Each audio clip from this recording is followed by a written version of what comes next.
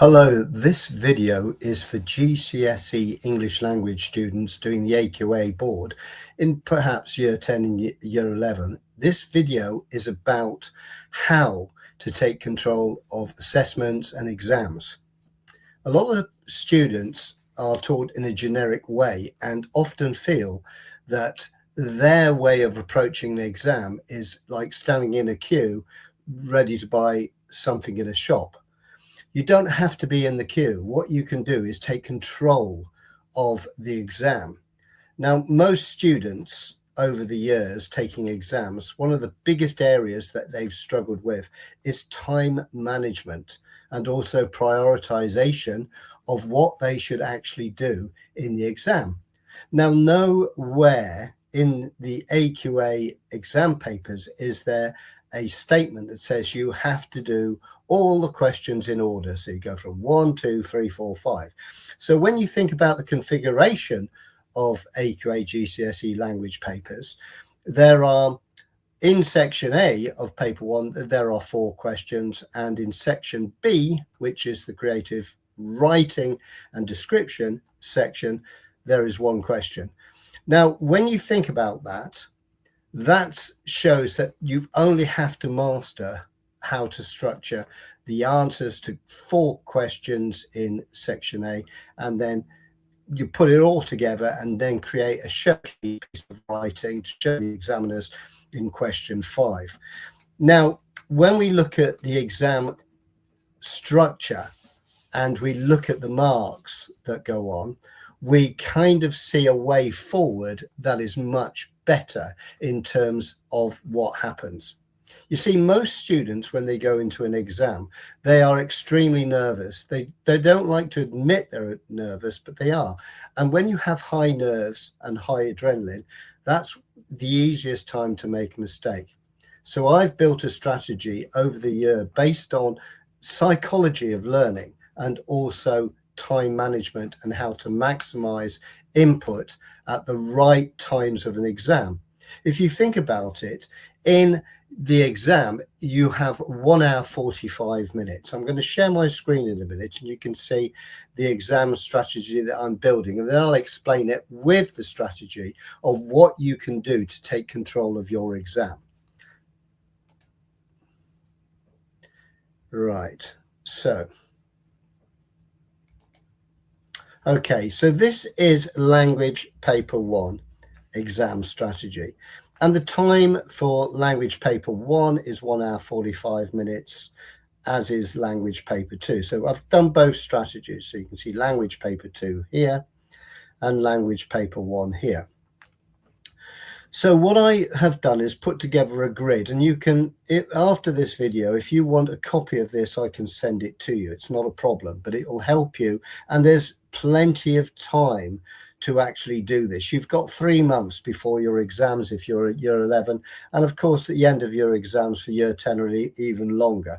But start planning now and start building your strategy based on time and question management. So there's a total of 80 marks in language paper 1, and there's a total of 80 marks, as you know, in language paper 2. That's a total of 160 marks. But where are you going to put your emphasis, and what is it that you're going to do first? My advice is based on this strategy. The first question you should do is the biggest question on the page, and that's the section B, question 5, 40 marks. 40 marks is 50% of the exam score.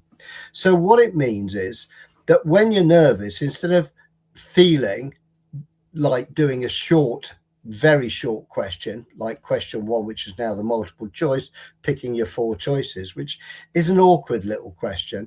And when you're nervous, you do that.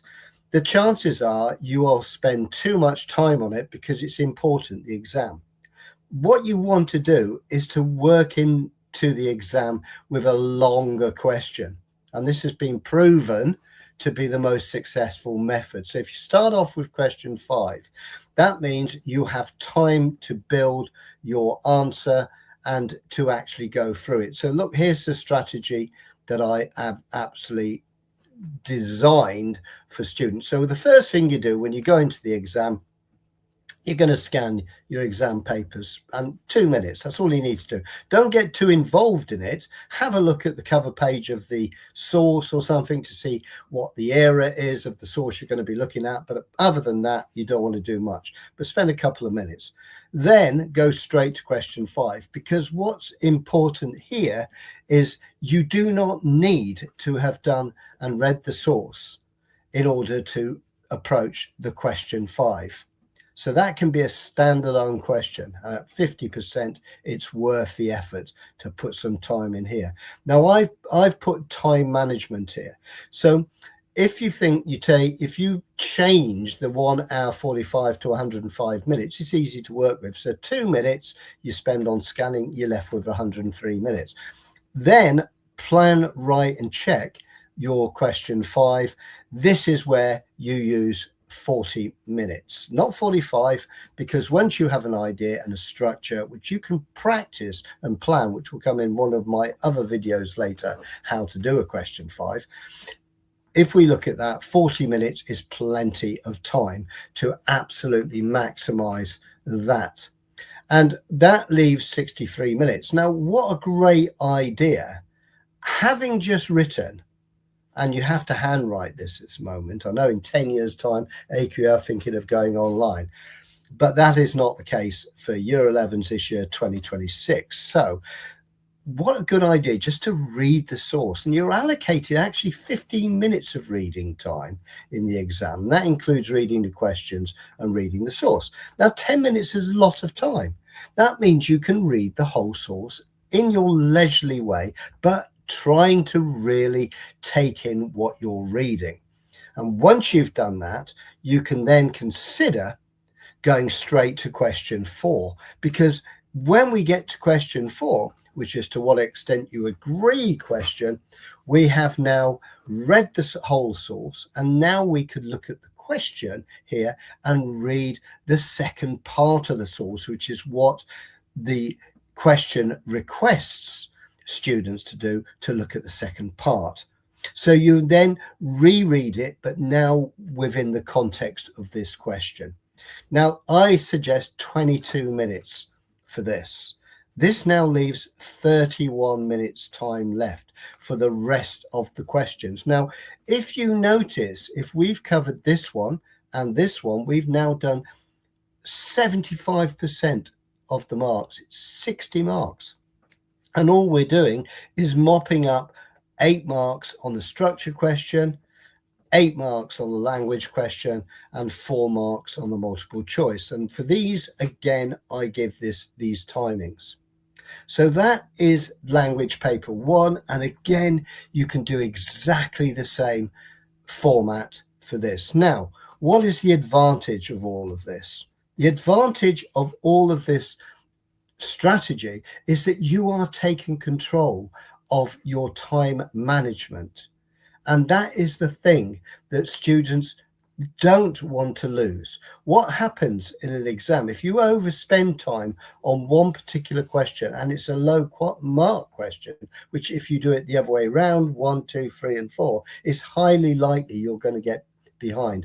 It's also tiring doing an exam when you're reading and trying to find information and evidence and to then structure your answers. That takes energy and time. So it's not just about looking at the questions in order, it's about how to manage and prioritize. Now, this strategy I have been doing now for 6-7 years, and students if they do this now and change now, that's what you can do. You can actually up your grades, and you're not going to make the mistake of lingering on a question that you don't like. You can go to the big questions and make sure you're the expert at those questions. This is obviously advice, and this is the one area that you probably don't really get taught much about, is the strategy of the exam and how to manage it and what order you do it in. That is your choice ultimately. But this has been tried and tested, and it works. It gives us all the time, especially students who have ideas. You can pre-work out a question 5 on both of the papers about how you would structure your beginnings. And all of these things can be pre-planned. There are similarities. You don't get a change of format of questions in the exams. You know you're going to get the same questions in their the way they're phrased and what the emphasis is. If you're doing a language question, you have to focus on the language structure, you focus on the structure. In the one that used to be listing, now multiple choice, you have to pick out 4 facts. And then when you get to what extent you agree question or disagree, it's about evaluation and how the writer creates an impact, and you're arguing a point about a statement, which is not going to be 100% necessarily, because it'd be a waste of time. But then you've got the sort of the other one, the question 5s, where you've got the chance to showcase what you've learned over your 2 years of GCSE learning. At the end of this, if you find this interesting, please like or follow me or subscribe to my channel, etc., etc. And there will be some links on this at the end that you can visit. There are resources I often do, which you can get, and there is an exam strategy one for paper 1, which you can also find the link to on this at the end. Anyway, listen, thank you very much for your time, and I hope this has been of help to you.